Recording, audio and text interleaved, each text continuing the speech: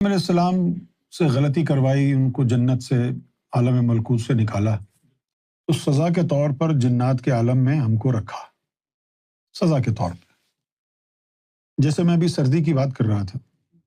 جو لوگ گرم ملکوں میں رہتے ہیں تو ان کا جو جسم ہے وہ گرمی کا عادی ہو جاتا ہے، اور جو ٹھنڈے ملکوں میں رہتے ہیں ان کا جسم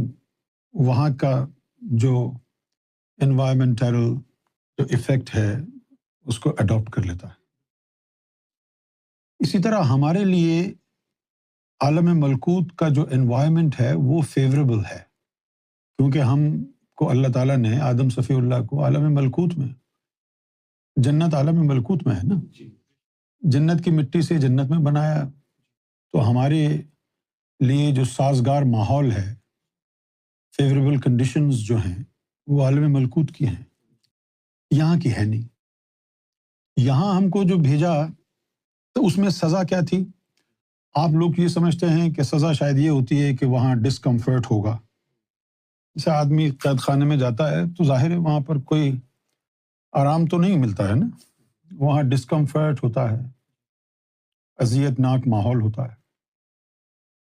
اسی طریقے سے ہم کو اللہ تعالیٰ نے جنت سے جب عالم ناسوت میں بھیجا سزا کے طور پر، تو سزا صرف یہ نہیں تھی کہ یہاں کا ماحول ہمارے لیے ناسازگار ہے، بلکہ سزا یہ تھی اصل میں کہ ہمیں اس ماحول میں بھیجا جہاں ہمارے اندر شیطان کا نمائندہ لطیفہ نفس روز طاقتور ہوگا اور ہماری روحیں سوئی ہوئی ہوں گی۔ تو سزا کیا ہوئی کہ روحیں تو سوئی ہوئی ہیں، شیطان کا جو نمائندہ لطیفہ نفس ہے وہ سانس بھی لیں، کھائیں بھی، بولیں بھی، سنیں بھی، تو نار آئے اور طاقتور ہوتا چلا جائے۔ اب ہم یہاں جب آ گئے، اس کو اب کہیں گے کہ روحوں کے سوئے ہوئے اور نفس کے طاقتور ہوتے ہوئے